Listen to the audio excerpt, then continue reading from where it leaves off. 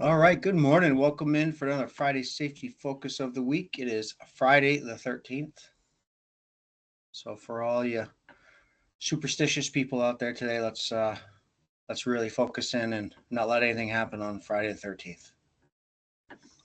This week's code of conduct is to maintain confidentiality of insider information learned about ECI or about our clients. Mr. Dow, anything to add?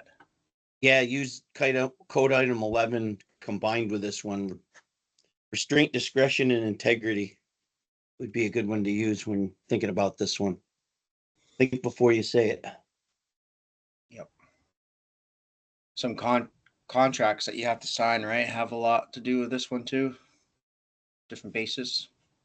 Different places that we work, Yeah. different companies that we work for have us sign confidentiality agreements.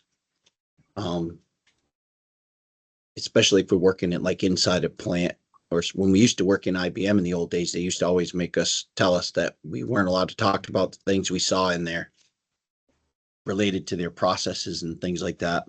Yeah.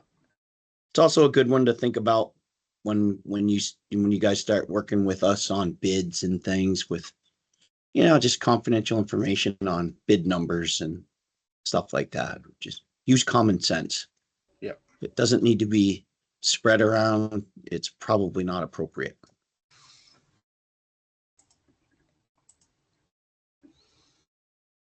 So good job so far this week. We're adding 7 days across the board. Hopefully, let's finish strong today, and if we're working this weekend, that as well. So 28 days, almost a month from our last recordable, and 9 days from our last first aid.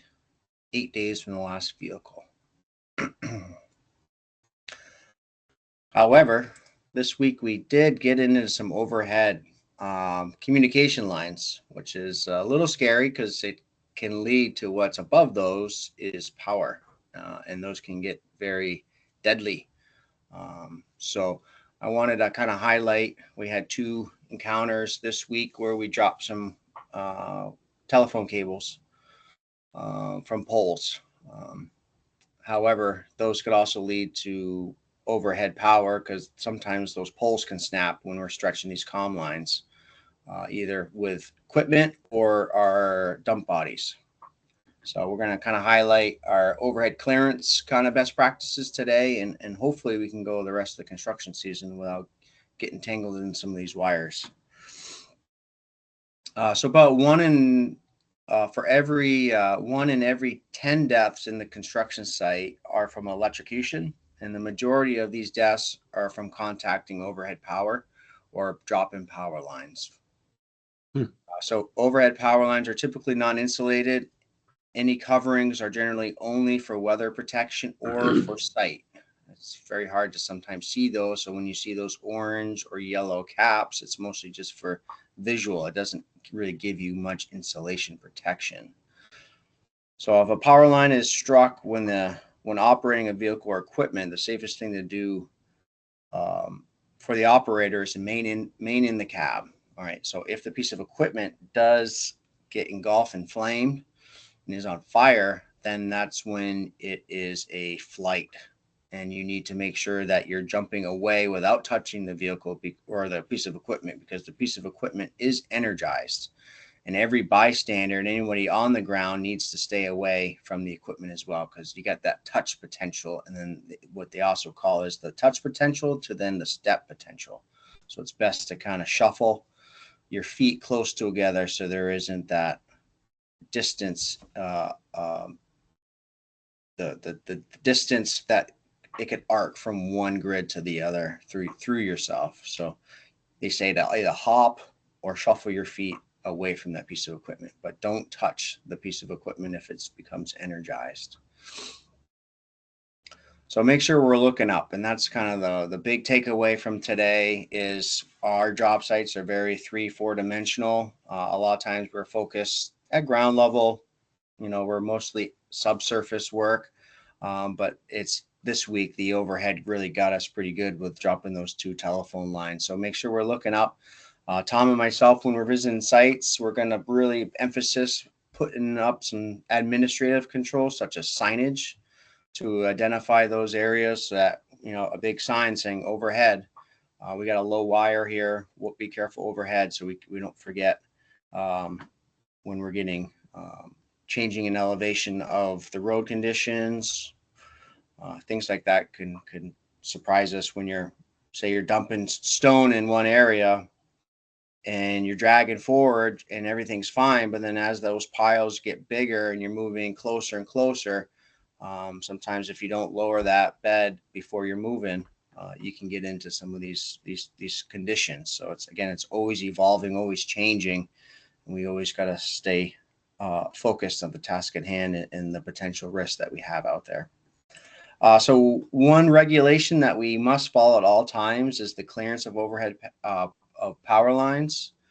So the OSHA standard is pretty much anything at 50 kV is 10 feet. And then once you go up pretty much 1 kV, it's about 2 inches. So anywhere from 50 to 200 is 15, from 200 to 350 is 20. And that's typical, like, you know, roads, just distribution lines, you know, for the most part, it's 10. And then once you start getting in the transmission side of things, you know, we want to stay always 10 feet. All right. And this is not crane related. This is our aerial lifts, our heavy equipment, our trucks, our ladders, our scaffolding. We want to make sure we're always making 10 feet. You know, cranes are a lot different, has its own standards there. And for the most part, we want to try to keep our cranes 20 feet from all power as much as we can.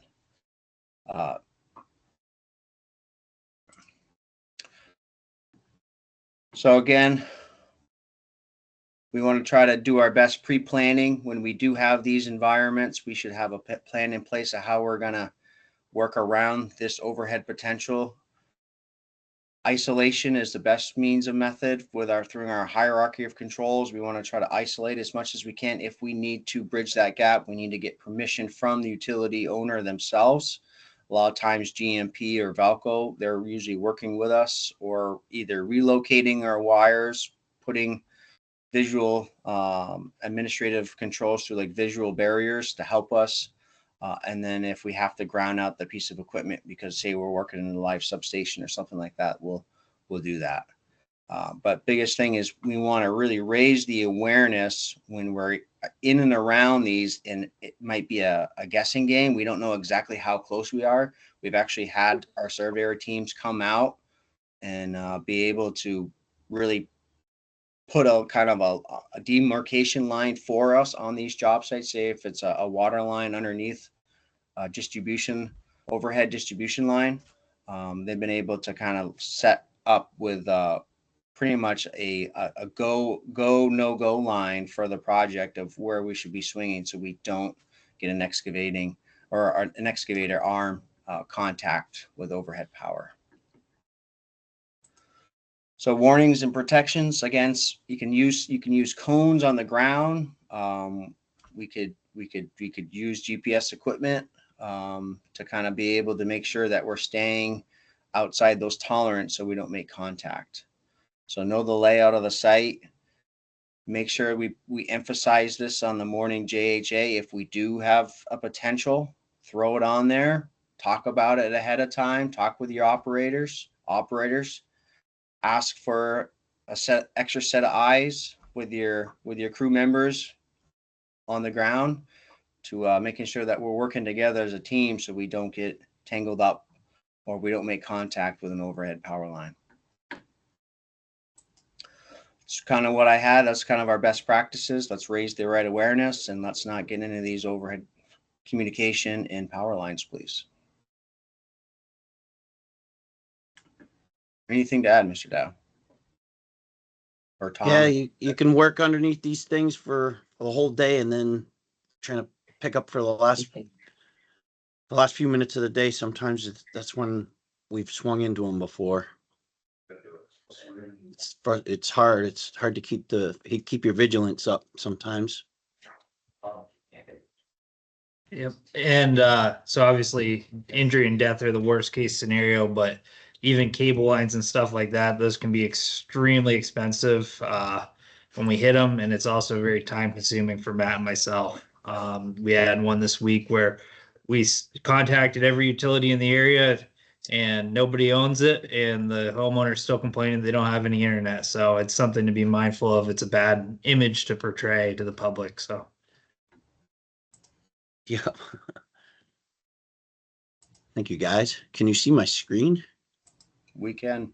All right. So be careful out there. It's hard to look up sometimes. It's not a normal thing that we do, but got to do it. All right. So let's see. Elena is working on a project for the upcoming Independence Day holiday. She's trying to put together some photos and some different information. She's looking for photos that you may have of job sites with flags, different ECI work. I know that Phil Forster probably has a couple of good ones. Sure, she probably already has those, but if you guys have pictures of flags, get them to her. And also any of our veterans or people in the guard, let her know she wanted to talk to some of you and possibly feature some information on that. So if you are a guard member or a veteran and you want to talk to her about it, or feel like you want to let her know about that status, let her know. She's trying to get some cool stuff together for Independence Day. ESOP informational and Elena's got her cell phone. I think texting and Facebook and Instagram works good for her. So reach out. Her number's right there. ESOP info meetings. We had another one. I think it was on Tuesday. We had Ken Allard's crew in. It was good. I think that we're getting it dialed in because we are able to answer a lot of the questions that have come up in the 13 meetings. We keep adding in a little more content. So if anyone wants to come back and have another ESOP session, let us know. We'll schedule a special for you if you want. We can do it individually or with a group on your job. But I think the people that did the original meetings might even get more out of it if they come to one now that we've been in training for 13 sessions. Got a lot of good info about the ESOP. Another announcement we have this morning. Congratulations, Mike Jerome, if you're out there. He probably is. He was promoted to foreman. So we're excited about that. A lot of hard work went into that. And it's a well-deserved promotion. So congratulate him if you don't realize that he's a foreman. He's in charge. Let's see, we get some new employees this week. Tim Coda, he's in civil construction. We've got Matthew Luca, he's bridge worker, and we have Robert Putra, track worker. So three new employees. And then I realized that we missed one back in 2022, the winter of 2022. We did not feature Mac when he came to work here, and we appreciate the heck out of that guy. And I found out that he didn't get featured. So Mac, here's one for you. Here's what he looked like when he came here. So that's one that we missed. So apologies for that. Yeah, sorry about that. I think we had some snow. I don't remember. I went back and I found out about it, and I went back and I looked. It was a very short email that week. There was a couple of short ones. I think we had some snow. So this week we have the focus of the week is Ed, are you on? Can you hear us? Yeah, I'm here. Ed is gonna present for us today before he gets out on the road to job sites. And this week's we're talking about the South Burlington water tank. And you can either read it or you can paraphrase it, Ed. I'll follow your lead. I'll probably read. So, Okay. Good morning, everybody. ECI contracted with the city of Burlington to construct a new municipal 2.1 million gallon water storage tank. The new tank will be a twin to the existing tank and adjacent to it on Dorset Street, just past the Swift Street intersection if you're over in that corner, it's pretty easy to see the tank by the golf course over there. The new tank's diameter is 53 feet, and it'll be 127 feet tall. So we began work in the middle of April. It's a 365 calendar day contract, which will include a winter shutdown.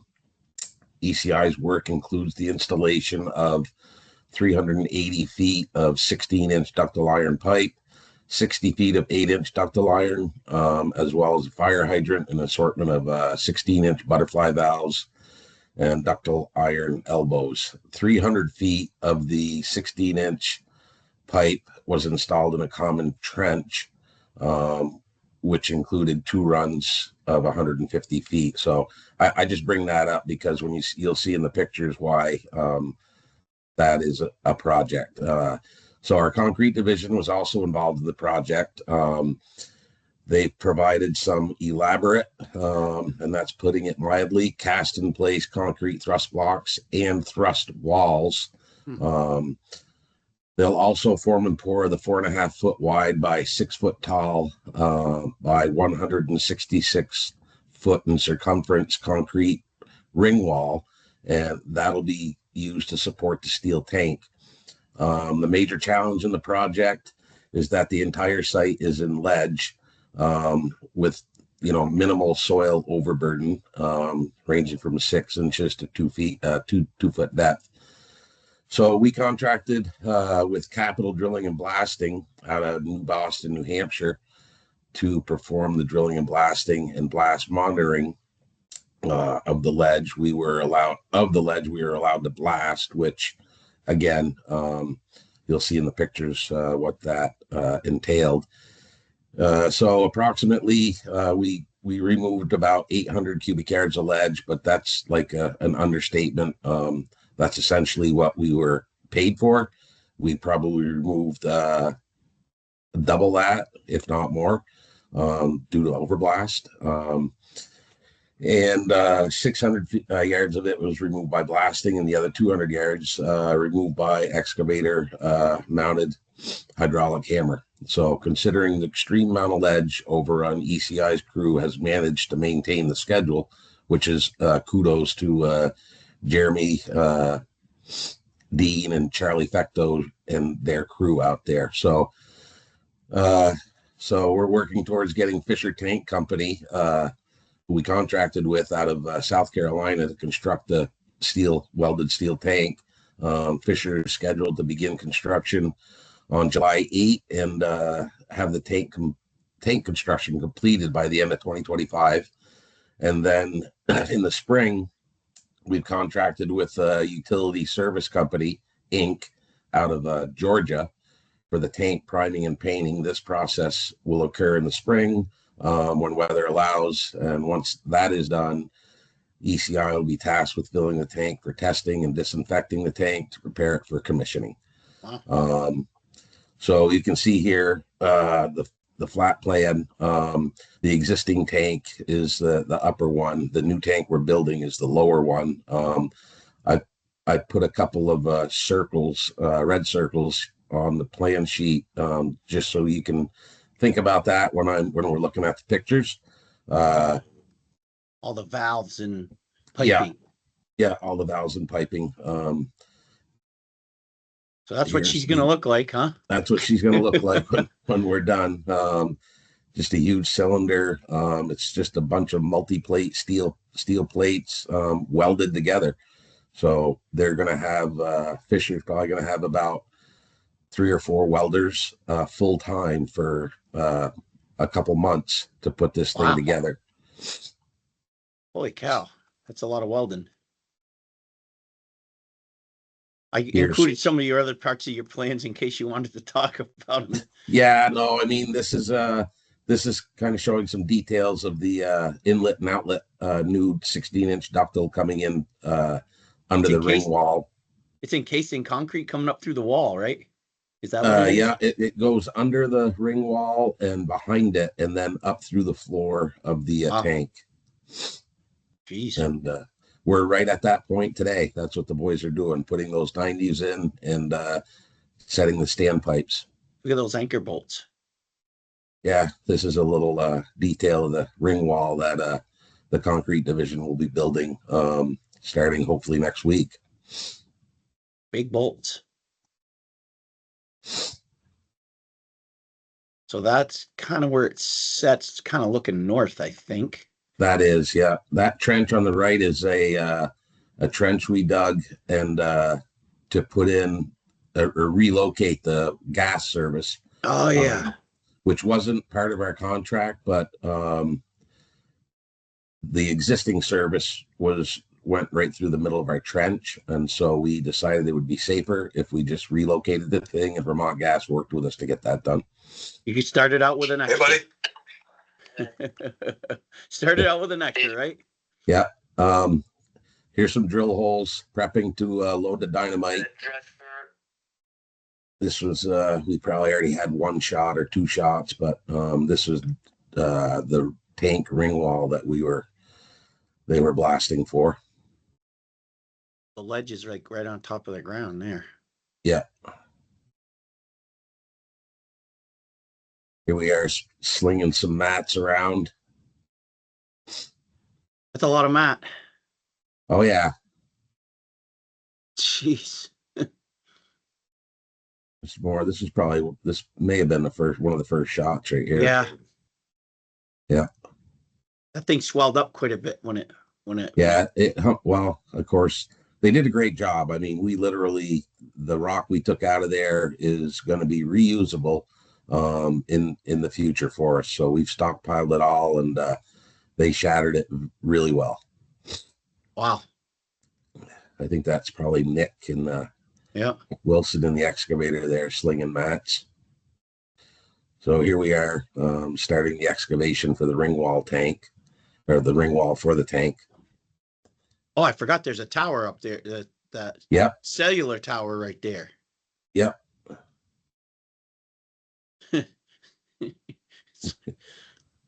Not easy digging.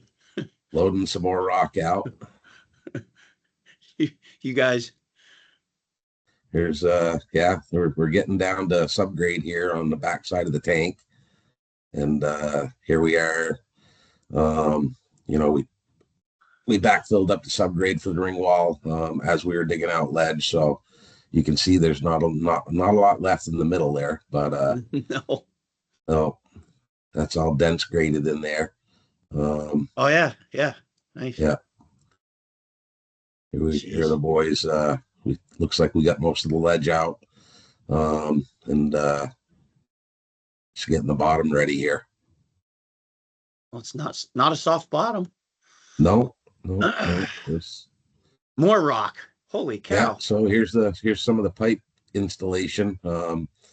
And yes, again, that was ledge. The whole trench was, well, you can see the overburden right there. It's like maybe 18 inches. But yeah, so the majority of this we were allowed to shoot it, but CWD, our blasting subcontractor, won't shoot any closer than 10 feet to an underground utility, but CWD wanted us to stay 15 feet away. So, yeah. So there were several existing lines, existing water lines. So here's a shot of like the double run of pipe. So you can see the additional work needed in width just to fit these two 16-inch pipes in the hole. And when blasting, this is a blasted trench right here, but we had approximately, I'm going to say close to 100 feet that had to be removed in that fashion. Right there. And the majority of it was 6-7 foot cut of rock, and the boys probably took turns between Nick and Charlie, and they were hammering rock for better than 2 weeks to get it out of our way. There's the existing line to the right with the valve boxes on it that we're hammering ledge to get to, so we can make it a connection over there. You can see some underground utilities right there, between the hammer and the valve boxes. Wow.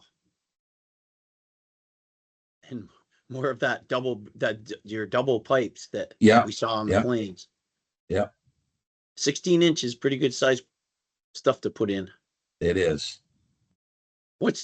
So this is your custom form crew for your thrust blocks Well, situation, this right? is Your actually a thrust thrust wall, wall. your thrust wall. Yeah, that's yeah. a thrust wall. Yeah, that I had never seen, and they didn't call for them, but CWD wanted them, so we had to build two. Yeah. So they were an extra to the contract, but yeah, they are pretty substantial, 2 feet wide, yeah, 4.5 feet high, and they want 4 feet on the out from the outside of each pipe, unless you have rock there. So we've obviously had to make some adjustments, but yeah. Well, we got good photos to back up your extra work that they're gonna have to pay us for. Right. Jeez. And of course, the city of South Burlington is paying for it, so CWD doesn't mind adding a few things here or there. So it's here are some thrust blocks behind some tees, some 16-inch tees that we had to pour. So these, for anybody that looks at plans a lot, these are being built just the way they show them on the plans. So they are, they look just like those on the plans. Completely formed right to a V, to the back of the fitting. So yeah. You know what looks good on this picture, you guys? It looks like we're reusing lumber. So we didn't buy brand new lumber for everything. We're reusing stuff. Yeah, that's good. We like that. That's pretty awesome with the steel banding and little ingenuity right there to get that one to hold together. Yeah. Another nice, just a nice picture of that. Yeah. So this is one of the photos on the plan sheet that I circled. So there was some really elaborate, intricate piping to make everything work. So in the bottom of the trench right there, closest to us, is that's an existing line that we had to cut into and put 2 butterfly valves on, and then we had the single run of 16-inch that was coming from another connection that went over the top of those, and then had to bend back down to get the grade. And then there's that red valve in the bottom of the picture. I believe that's a 8-inch, and it's chasing over there and actually goes under everything else over to a fire hydrant that you can see just under the counterweight of the 230 right there. So there was a lot of piping in this area, and the guys did an incredible job lining all of this stuff up and making it work, all while satisfying CWD. So all that pipe weaving. Yes, pipe weaving 101. But Jeremy and the guys did a great job putting all of this together. Pretty impressive. It's hard enough doing that with the small pipe, but doing that with that big pipe, trying to get it. Yeah, and plus, being in ledge, it's like if you don't get it right, you gotta start hammering a little ledge, or you gotta start over. So it's not like you can take another swipe with the bucket and okay, let's make a little more room here. So it was pretty amazing. Crazy. And this is where we tied into some of the stuff, right over here. That's we've I think that's may have been before we even did the work, but we had that to was go down. One of the early pictures. I stuck it in there because I didn't know where to put it. I didn't know where to put that. It was a different location. We dug a test pit over here to find the existing, and it was supposed to be ductile iron, and it was actually AC pipe. So that and what they thought was there or shown on the plans was not, and so there was a little bit of rework to get this done, and then they had issues shutting the water off, and it turned into quite a fiasco. But the guys had patience and they stuck with it, and so it took a little longer than we wanted it to, but in the end, you can see all the utilities there. In the end, we haven't damaged any underground utility, and it was trying, but Excellent. for the guys in the field, they did a great job. Thank you, Ed, and thank you guys for all of that pretty awesome work up there. And we'll hear more later, because when we get to the actual, we can feature this again when we get the concrete ring and all that other stuff in there and get the tank up. Yeah. Thanks, Ed. You're welcome. I left this in from the archives from last week because tomorrow is 5 years since we've lost Alan. I ran that for 2 weeks. He was an important part of our heritage, and we get some good pictures of him there. And I think I found one other one to leave us with here. There he is. So oftentimes he was not happy with me. So I got a lot of the other face, but this is the one that you always like to see, is when he kick back and give you a smile once in a while. A lot of good memories that a lot of us have. And Tom, you're grandpa, so you got some other fond memories, and we miss him. And I can't believe he's been gone 5 years. 5 years from our cross country trip on all our trucks. I don't know if some of you might not have been here, but we took our whole fleet and we did a little bit of a run all the way up to South Hero during COVID, because we couldn't really go to the service because COVID. We were all starting to stay away from each other. So we made a visit, Tom, to you and your family. So I hope, Yep, I hope that remember was that. a good memory.